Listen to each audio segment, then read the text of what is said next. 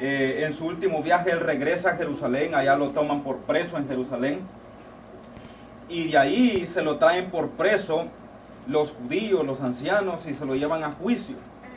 Entonces Pablo está ahí entre los gobernadores, entre los jueces romanos, está tratando de ver si sale, pero ya Dios como que le había declarado que ese era el último viaje que le había dado, porque cuando él terminaba su tercer viaje, él dijo que ya no los iba a volver a ver otra vez, que se cuidaran de los lobos que iban a venir a la iglesia, que se cuidaran de todo, que siguieran la doctrina, él les dijo.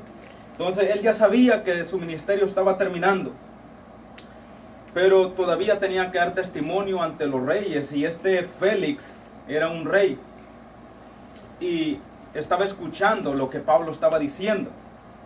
Y Pablo era tan eficaz, que Dios le permitía ser eficaz, que podía llegar a hablar del tú al tú con los reyes. Y es por esa razón fue que Dios no escogió a Pedro para llevar el mensaje a los gentiles, porque Pedro ciertamente conocía la ley.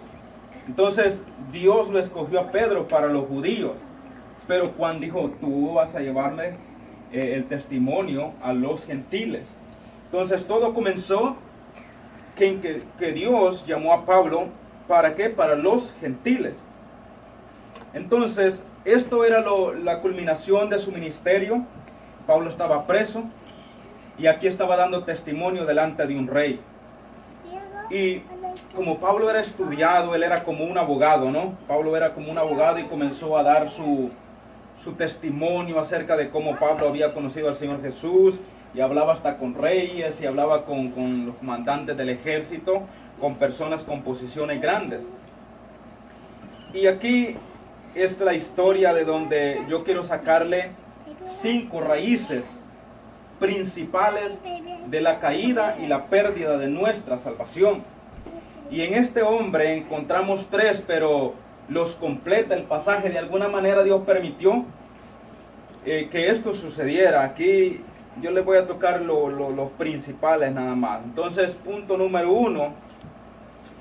En la primera cosa que Pablo le dijo a Félix, cuando estaban hablando y estaban conversando, le dijo, Félix, lo primero que tienes que hacer tú es que tienes que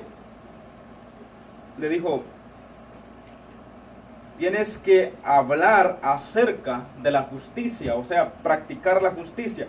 Dice en el verso 25, pero al disertar Pablo acerca de la justicia, es lo primero por donde Pablo comenzó con Félix. ¿Por qué Pablo comenzó con Félix de esa manera?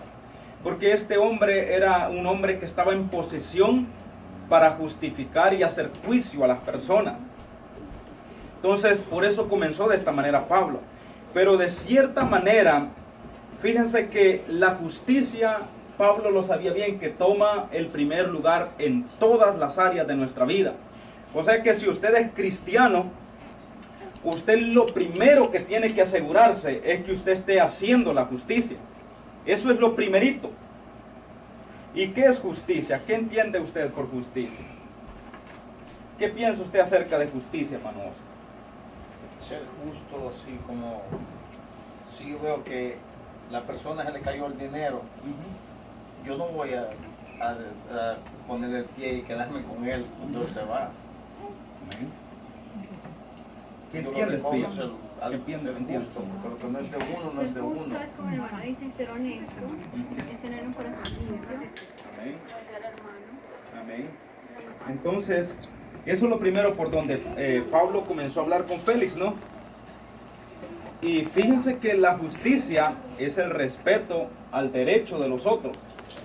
Entonces, ahí es donde se va a aplicar el concepto del amor que yo tengo por el hermano, amar a mi hermano como a mí mismo.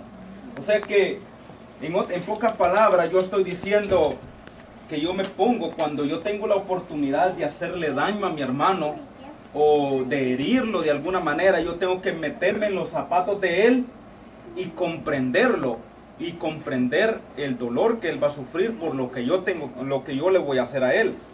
Es lo primero que Pablo le enseñó. Entonces ahí comienza todo, es la base del evangelio.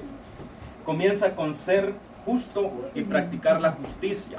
Porque cuando usted practica la justicia, usted no le hace daño a nadie. Es más, usted cuando va a hacer el bien a la gente, usted se queda satisfecho como que se lo hizo a usted mismo. Hasta mejor se siente, ¿no? Miren Proverbios lo que dice. Proverbios capítulo 2, verso 2 dice, haciendo, dice, estar, esta es la manera como se consigue, ¿verdad? La justicia.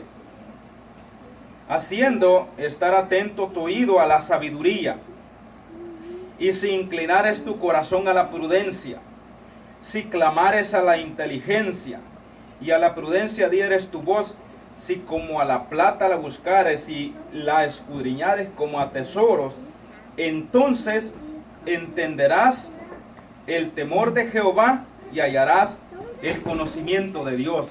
Quiere decir aquí en este pasaje, me dice que cuando yo soy sabio y comienzo a temer a Dios, es cuando realmente yo no le voy a hacer daño a mi prójimo. Es cuando realmente yo voy a hacerme fiel a mí mismo. ¿Por qué? Porque cada vez que yo voy a hacer el mal, yo pienso en aquel de arriba que me está viendo. Entonces yo digo, yo actúo con justicia porque el de aquel de arriba me está viendo. Entonces por ahí comenzó Pablo a tirar su discurso, la justicia.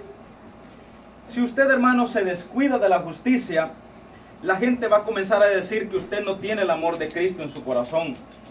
La gente va a comenzar a decir que usted no es honesto. La gente va a comenzar a decir que usted es una persona que no tiene un carácter íntegro.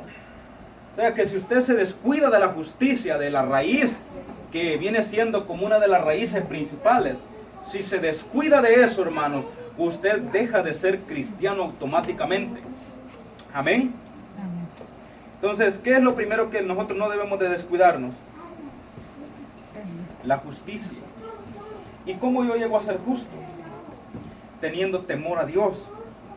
Entonces, después de eso, ahora, la palabra de Dios dice en el verso 6, dice de capítulo 2 de Proverbios, dice, porque Jehová, dice, da la sabiduría, y de su boca viene el conocimiento y la inteligencia. Él provee de sana sabiduría a los rectos. Escuche bien. O sea que si usted trata de ser recto, Dios le va a dar más sabiduría.